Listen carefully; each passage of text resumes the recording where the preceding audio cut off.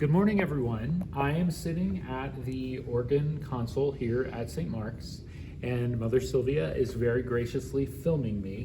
And the reason that I'm up here is because I realized that a lot of people, if you sit over here to my left in the pews, you maybe have never even seen this contraption that we have up here.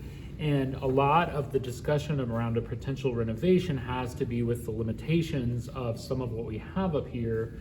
And so just to familiarize you with what some of the challenges are that the organ has, I just wanted to show you this and spend a little bit of time talking about it.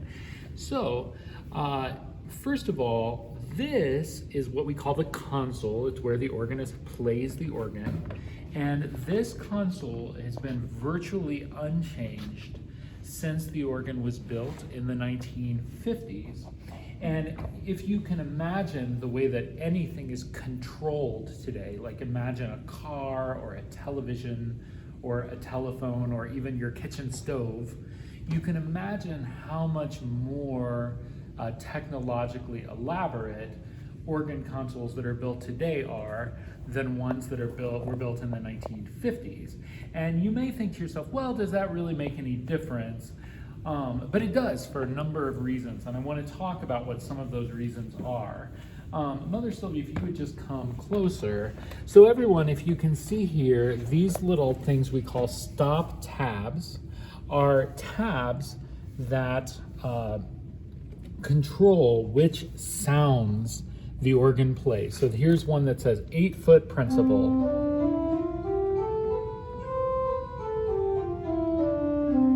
And if you hear, when I play each note, there's one pipe, literally one pipe for every note of that tab. And then the one next to it is a different sound.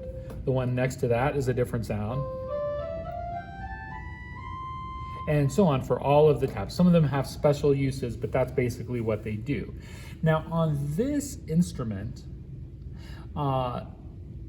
we have these stop tabs, but you rarely, in organ playing, you rarely use one stop by itself. But there's tradition about stops that are used together. So for example, we have what we call a cornet, which is this particular group of stops that sounds like this.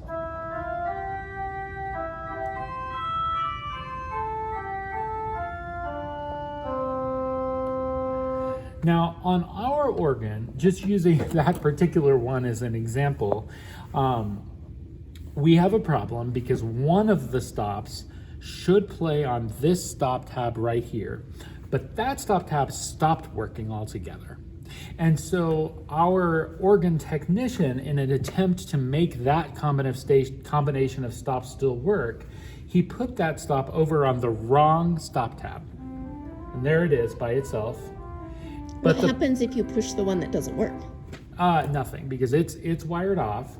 But the reason that that's important is because there's actually another set of pipes that should play here that now are unplayable because they don't have their own tab. You can play those notes in the pedal, but you can only play them with the pedal. You can't play them with your hands. So that's just one example of the ways that the organ's difficulty in continuing to operate just through like decay over time makes it so that the combinations can't quite work right. And also they make it so that some of the pipes that are actually up there are not playable because there's not controls on the console now to play those sounds. Now, a bigger problem even than any of that is that if you see these buttons here that have numbers on them, what those buttons do is they play combinations of sounds. Yeah. So that while you're playing, between a hymn verse, you get to the end of a hymn verse, and then for the next verse, you want to make a different sound, so you hit a different button, and it makes a different sound. Well, on our organ, we have 6 of those that control the whole organ, and then we have a few other sets that control the keyboards separately. Now, just for reference, in the organ that I played in the church before I came here, there were 20 of the general ones, but besides that, there were different levels. So when you switched from the levels, you had a whole new set of 20, and they were called memory levels. And so with those, you could set literally over 1,000 combinations of things that you could use. But on our organ, there's only 6, which means that during an entire church service, you can really only set 6 combinations of stops to use. And otherwise, you just have to move your hands like this, which is not the way that you are supposed to, that's not the way the organ is supposed to work. But that is the way we have to do it because we don't have. So another problem, if you look up here and you watch when I hit the buttons, you'll see that some of the buttons just sort of vibrate. Like if you watch this one, or you watch this one, Yeah. or on another one, there'll be different ones. So like this one has this one that just goes back and forth. So here, this one does that. Basically, with the 6 that we have, none of them actually work to control all of the stops. So you have to remember that some of the stops that you need are not going to work with the piston. So you have to hit the piston and then reach up with your other hand and push the stops down that you need that are not controlled by the piston to get the combination that you need. Another problem with this system is that on a newer organ, it's all computerized, so when you hit a button, it's silent. It doesn't even make a sound, the sounds just change. But you can hear in this one, the sort of like old-timey control working. But the problem is that if you don't hold the button in long enough, you only get half of the stops you need. But if you hold it in a little too long, too many stops go down, and then either way, you have totally the wrong things. And that comes into play all the time in church services here at St. Mark's, where you might hear at the beginning of a hymn verse, for example, you might all of a sudden hear a very loud sound, and then hear the very loud sound go off. And what happens then is that the organist realizes that the organ has like put on stops that aren't supposed to be playing, and then you have to take your hands off of the keyboard and reach up and move things around while you're playing the song with your other hand. So these are not sort of like theoretical, fancy, snobby problems. They're like the organ really just doesn't work. These are, it turns out you have 2 hands and 2 feet. Exactly. And you can't really reach up this way. Despite those significant limitations, it's more than some people have. Yes, so those are important issues. And they're things that are not something that you just like get repaired. Because the problem is that we just have an entire machine that, to use the analogy that I use the most, it's like if you imagine how a 1950s television set worked and how the controls are, and then you think through the 70s and the 80s and the 90s and the aughts and then to where we are now, where you know, a television set is like a little skinny flat thing that you control with a remote, right?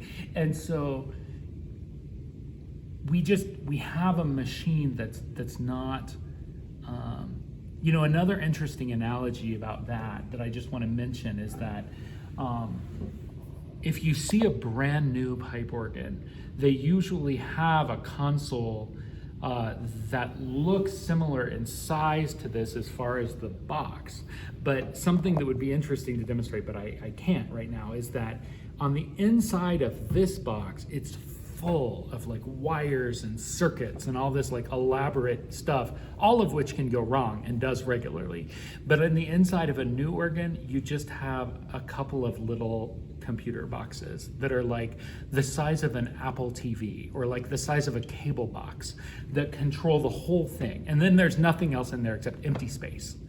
And so, you know, it's thought-provoking to think about how our actual musical life is affected by these limitations and by the fact that over the years we just didn't sort of keep up, and maybe now we could.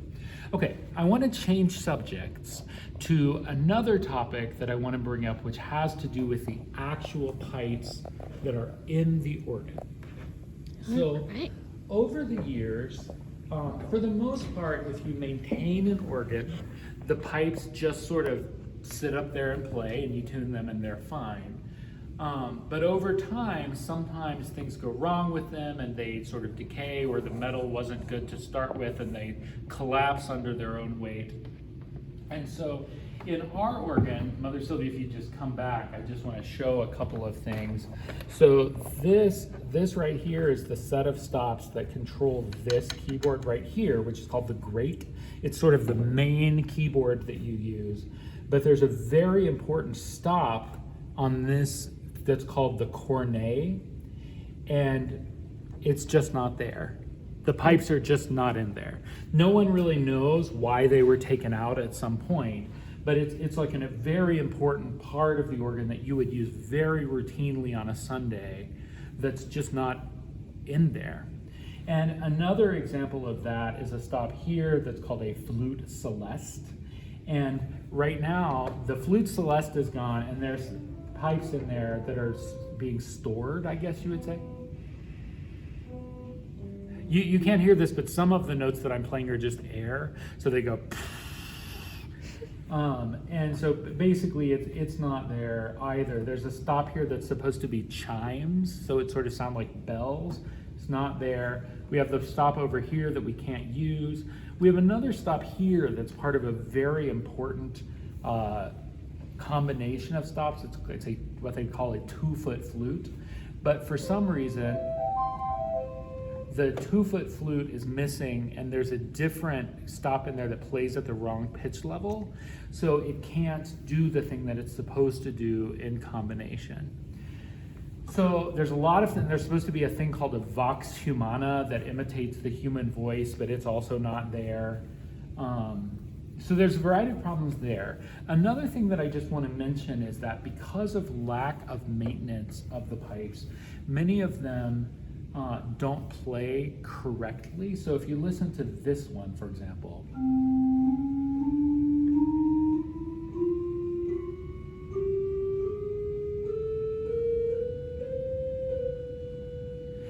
this is probably hard to hear on the video, but that's supposed to make sort of like a flute sound. But in each of the notes, along with the sort of flute tone, you hear this sort of like sound where it's either dirty or it's just like not quite sitting right, or in the tubing there's like debris that prevents the organ from making like a crisp, pure sound. The other thing is that if you listen at the beginning of the notes, there's a little bit of a click, and that is supposed to be there, but over the years of sort of decay, the pipes have changed, and so now they don't play evenly. So some of them have like a really strong sort of click at the beginning, and some of them hardly have any at all. So when you play them together,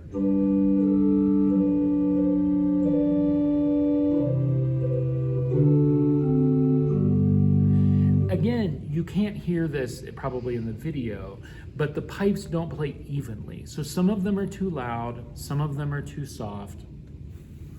Another problem is that because the wiring from here to there is just sort of decaying, there's a number of stops, really all of the stops, but a few in particular, where many times the notes just don't play spontaneously. One of them that often does that is this trumpet stop, and I'll see if it does it. It might not do it right now, but let's see.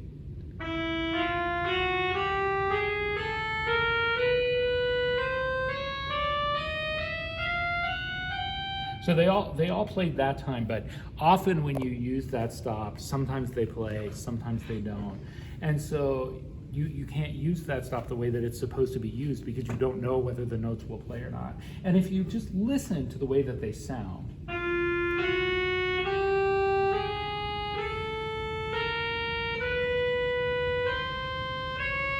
You know, I bet with this one, even in the video, you can tell that some of the notes are like significantly louder than the other ones, and some of them have like a very sharp sound, and some of them have sort of like a duller sound. You know, another example is this stop, which plays in the pedal. But see, these are notes that I'm trying to play notes, but it's just not playing. And all of those pipes are up there, but somewhere in between the circuits just don't.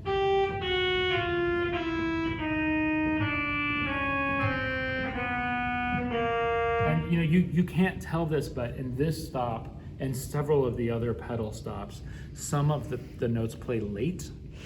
So when you're playing along, you play the note, and some of the pipes play at the time that you play it, and then other ones come in like right afterward.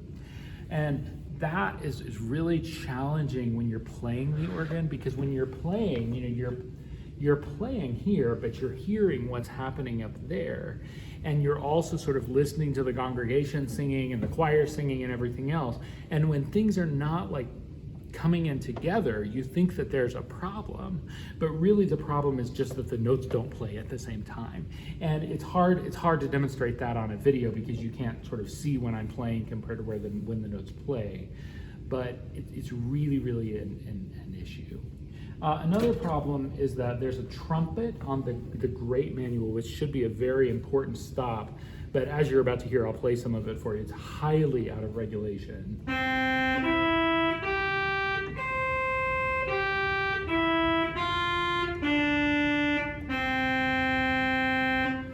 So as you can hear, the sound of it is just not very attractive. It makes sort of like an abrasive sound, but some of the pipes don't make that sound, and some of them make all different sounds. But you know, it doesn't have, you know, the sound.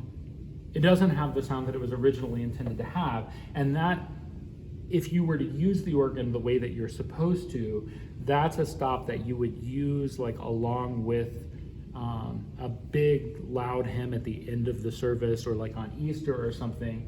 But on this organ, you can't really do that.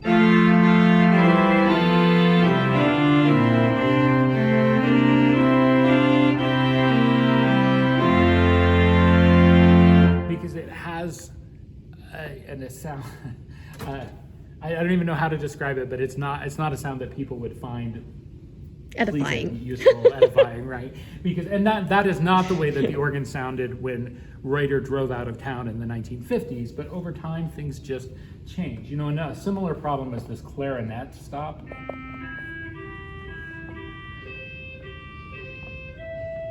where this would be a useful stop, but the notes play late, and some of them don't play at all. So you can only. I sometimes have to.